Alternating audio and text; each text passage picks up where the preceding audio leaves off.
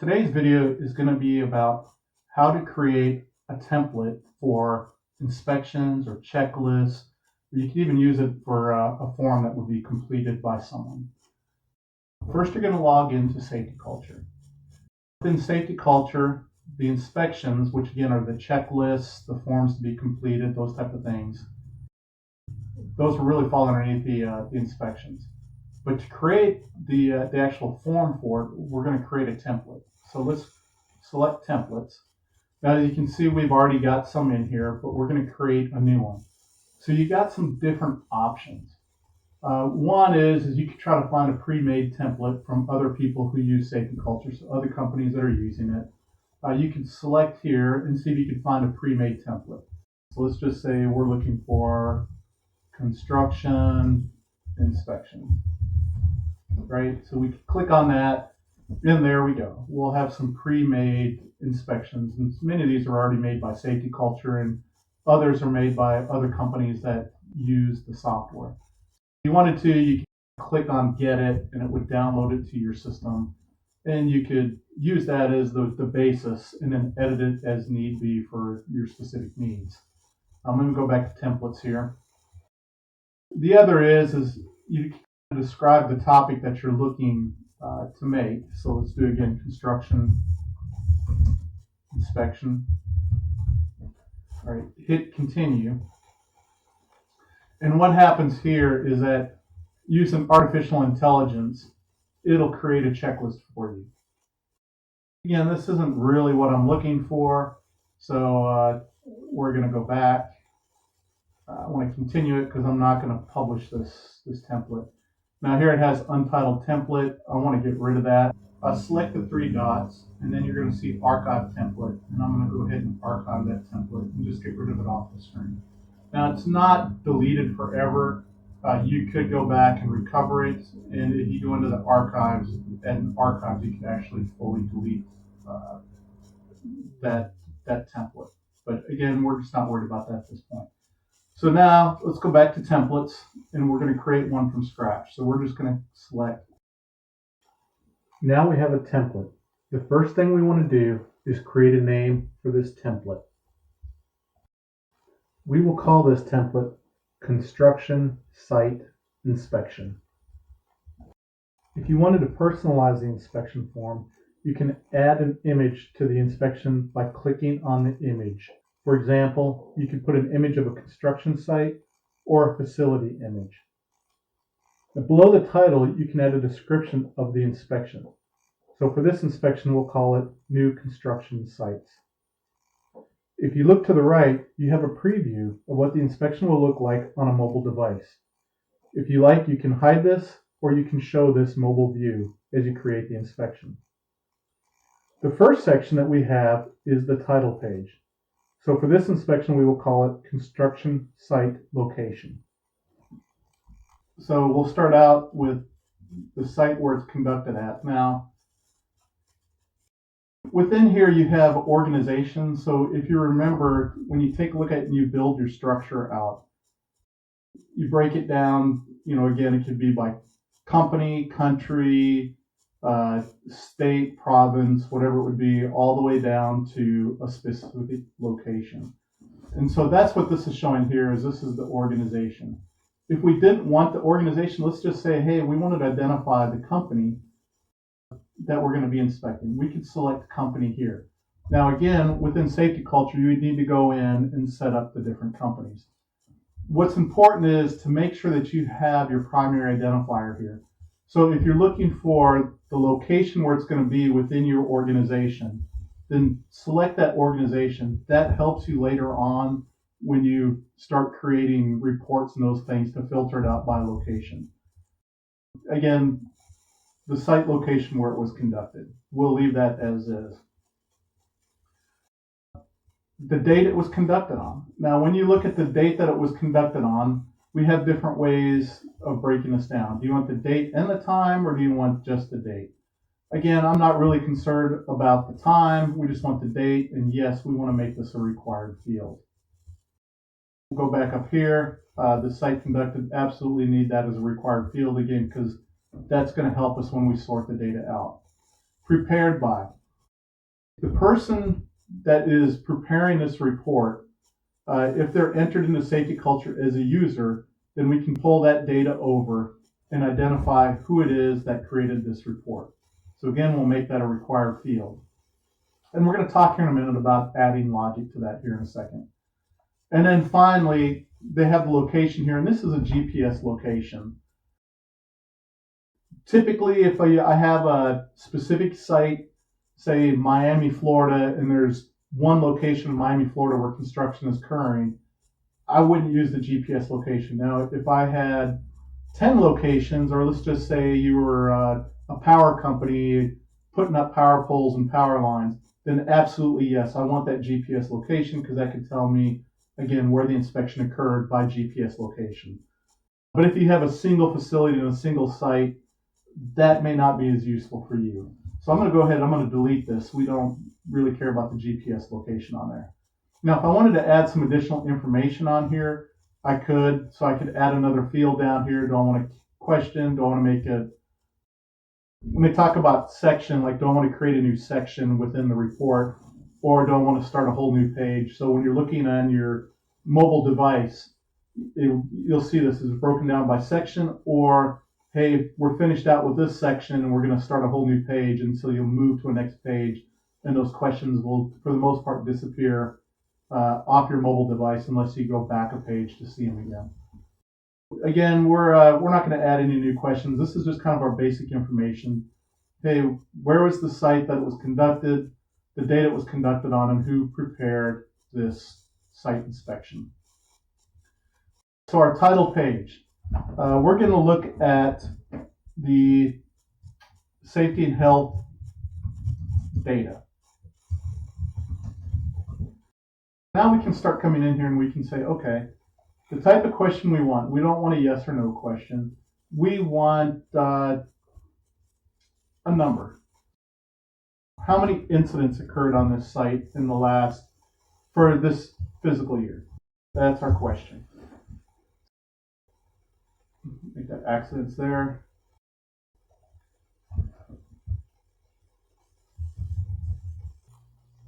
For this question, the format is going to be a number.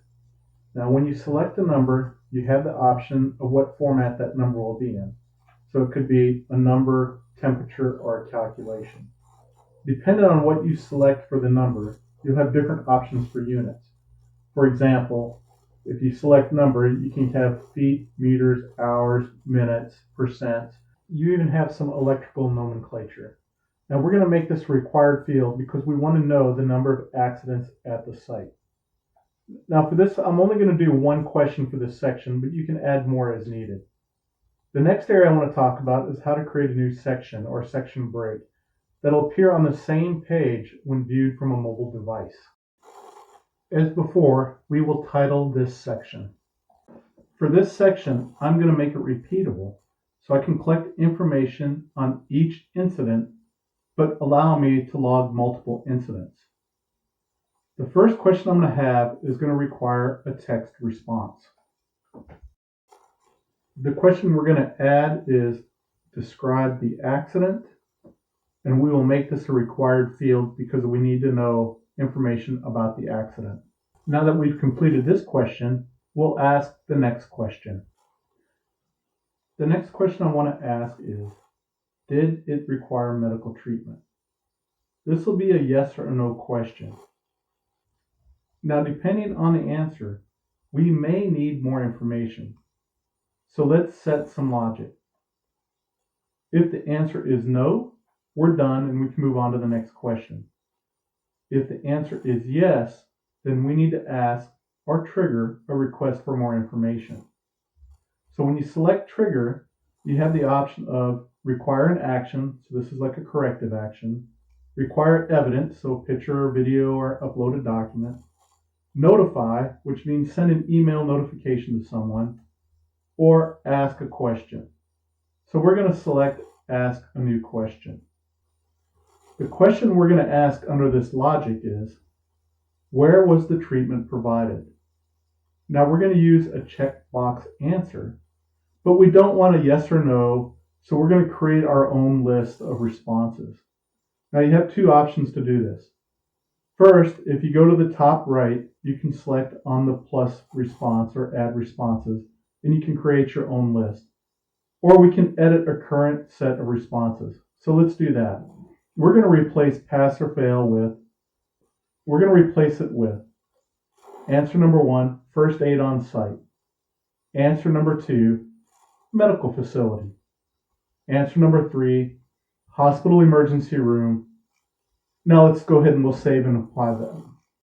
If you decided to ask a question that would have multiple responses, like type of accident, and it could be injury, illness, in a car accident, you can check the box that will allow multiple responses, but we're not going to do that. And if you look, we also have a checkbox for flagged responses.